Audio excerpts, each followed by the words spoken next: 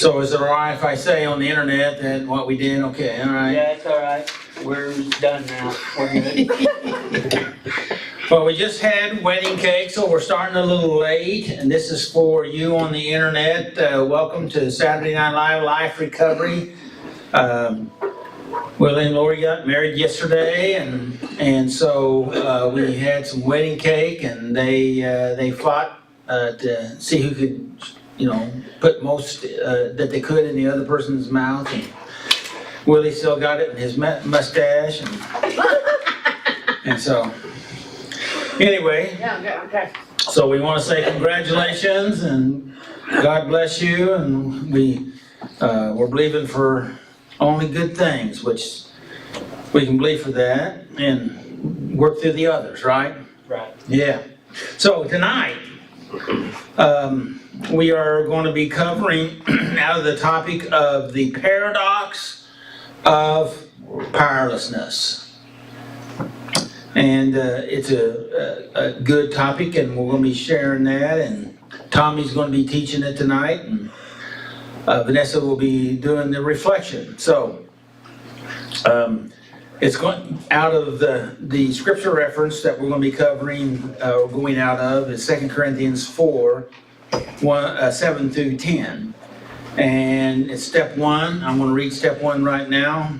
We admitted that we were powerless over our problems, that our lives are become unmanageable. And so we're taking this topic of the paradox of powerlessness. So let's talk about what that is. How about that? Good idea? Yeah. Okay. Good. So maybe we ought to talk about maybe what is a paradox. How about that? Thank you. I needed that. What is a paradox? No thoughts?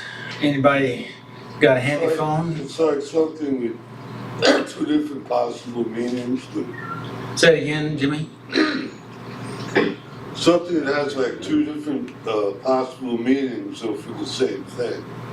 Two possible meanings, but they're in conflict possibly. Yeah. Yes, yes. All right. Anybody else? Were you going to read the definition? Was that what you was getting? I saw you getting your phone out, so. No, I got my phone out for other reasons. Other reasons, okay. Yeah. Is that anything close to a paradigm? No,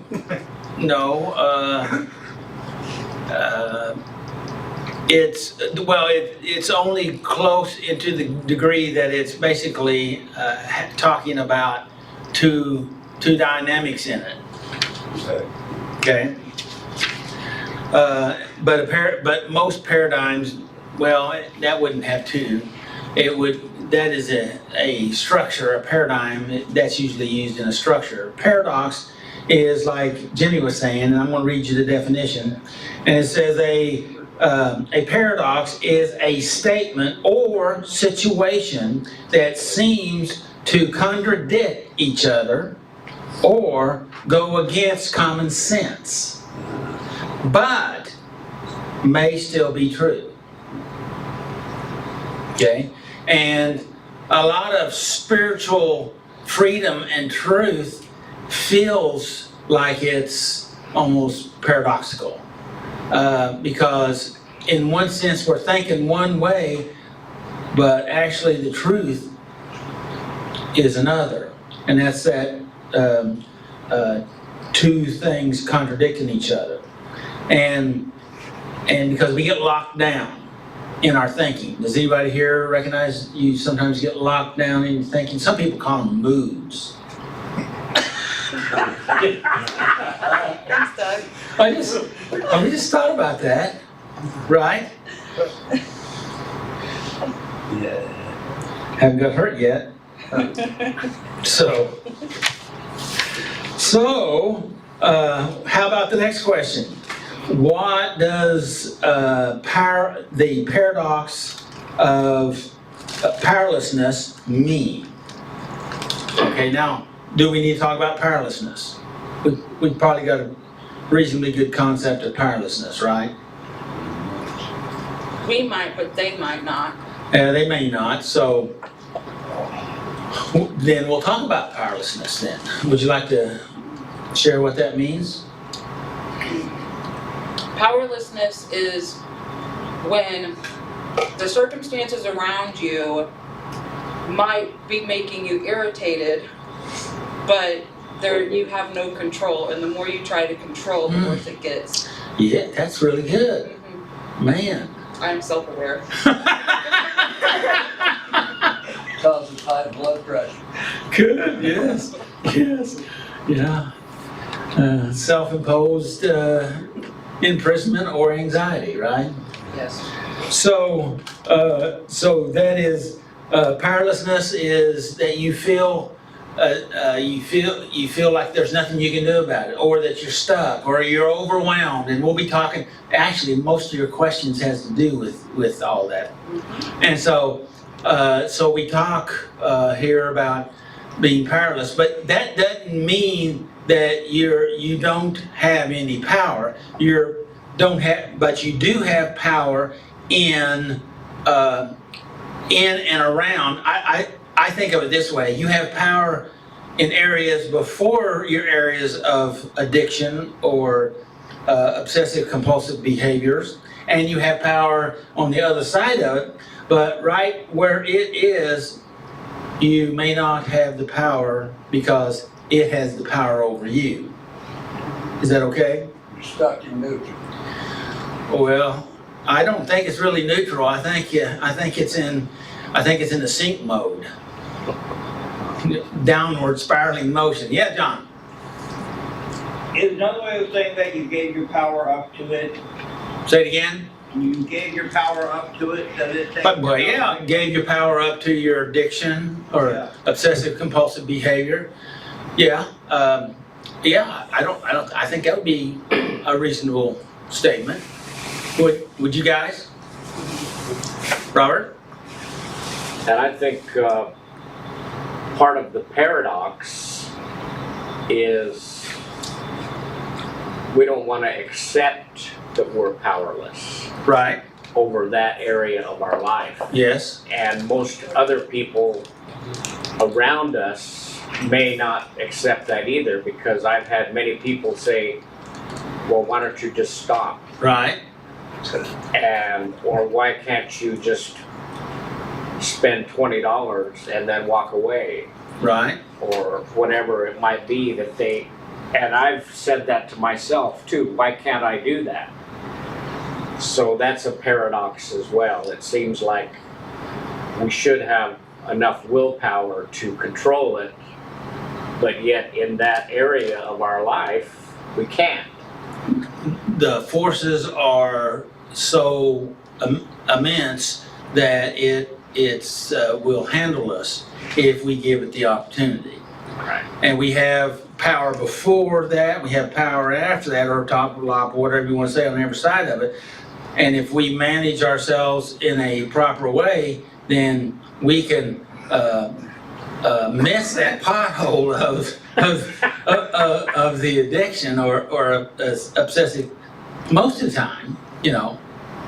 So, but we do have power. We have power to deal with making connections, acquiring information, making choices in our life that helps us to avoid those situations, work on controlling our thoughts and our emotions. And a lot of people say, it's not fair. That's a lot of work. I said, well, you're right. It's not fair, but the reality is, if you don't do that, where are you going to go? Where are you going to end up? In reverse.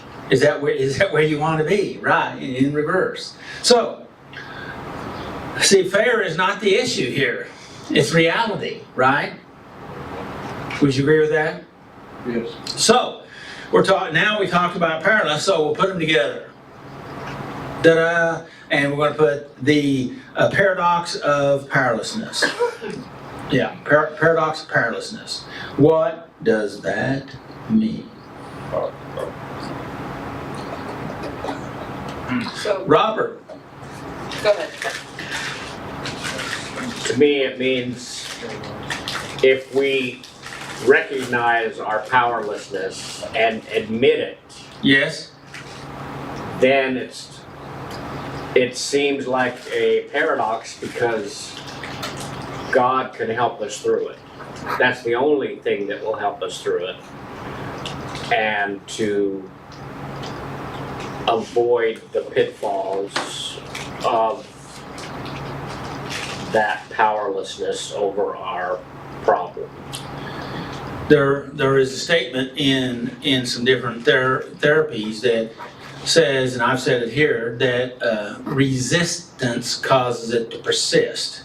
And lying to yourself or saying I don't have a problem it actually feeds or empowers that to have more power in your life, because you're, like John saying, you're giving your power over to it because you're saying it's not real. So you're trying to push your attention in different areas so that you basically can partake in the addiction or the obsessive compulsive behaviors. Yes? Would that be like subconsciously feeding the negative? Would that- Subconsciously what the negative? Feeding, like. Feeding, yeah. To the negative and that? Yeah, and yes, and we do that, and we can rationalize why we do it, right? We can rationalize why we do it, because because we deserve it, or nobody will know, or it's okay this time, or we'll make all kinds of excuses. Will was thinking of some excuses there, weren't you, Will? I've got a list of them in the van. And so Vanessa, you was gonna say something. So, in the big picture, a paradox is more or less neutral. It is your mind, it's your frame of mind that puts negative or positive onto it.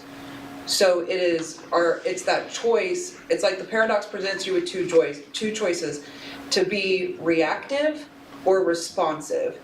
Reactive is where you don't put thought, you don't have self-control, and you give into it, kind of like what John was saying, or reactive is also avoiding it, where responsive is where you come to the river, and instead of getting upset about the problem that's in front of you, you sit and you allow. So you sit down and then you allow whatever you're feeling to feel and kind of flow through you, rather than, Another word would be maybe fit, throw a little emotional fit, yes, tantrum, without causing destruction. because you're not getting your way. Exactly. Okay, just check it. Yes, that's it. So, but you have to allow the emotion to flow. So what I've learned today and this week is when I'm sad about something, I want to be angry because angry is easy. Sad is that vulnerability that I don't like feeling, because that is the point where I have to admit that I'm powerless. When I want to... Wait. But see, being angry actually makes you feel powerful. Exactly. And sadness makes you feel vulnerable. Yes. And that's what I was going to say. Oh, I'm sorry. Excuse me. You're okay. You go ahead. You can read say my it. mind. I did. So, but the thing is what we recognize with anger is that instead of allowing the powerlessness and the paradox to just be what it is, we try to take control and we cause destruction. Whether it is avoiding, whether it is anger, whether it is however you lash out, whether it's codependency or the manipulation or, the obsessive crying, that is also manipulation. Just let it be. Find another outlet for it. You can write it down, you can paint, you can demolish a camper. I don't know, throw axes at wood. Find an outlet. Well, there's a continuum of choices, and some are always a little healthier than others. Yes. But there is a continuum of choices, and the further you go out on that continuum, it becomes more and more destructive and unhealthy. Yes. But the definition, which it says a little different than you said it, but it's the same thing. It says a paradox is a statement. A paradox is a statement or situation that seems you said you get to decide which way it is. It's saying it seems to be contradictory, right?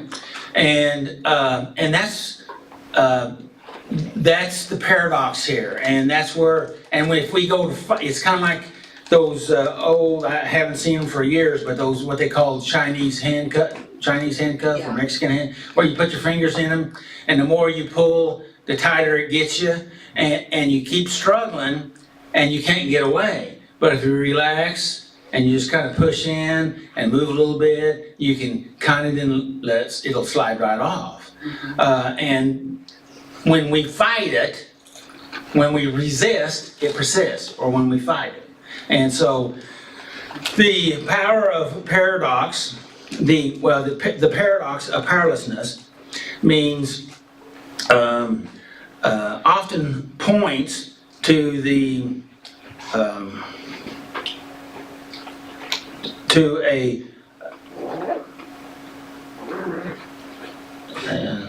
that by admitting and accepting our lack of control is a certain situation, we gain truth, strength, clarity, and freedom.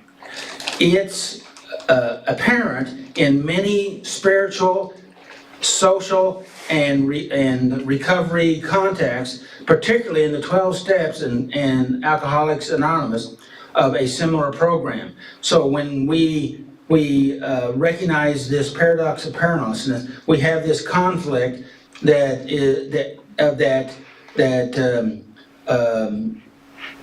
contradicts each other, counterintuitively truth. And so we're in the process of working through that. And if we cannot fight it, kind of set with it, you didn't say it that way, but that's what you indicated, that set with it, then you can, instead of being emotionally churned up, look for solutions and possibilities, or maybe even what I'm learning out of this situation, then actually we grow and mature. How about that? Is that okay? Sound reasonable? Sounds reasonable.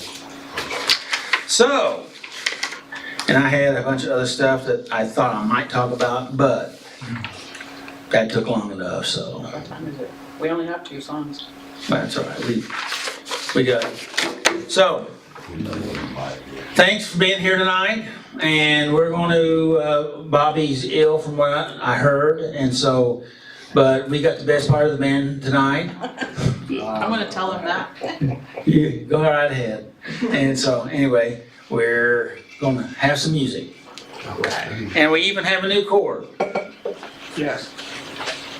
Is that a G or a C? It's a B for black. It's wiry. To be or not. I didn't know if this thing's not going where we're at. Got you hitting the bottle on the TV.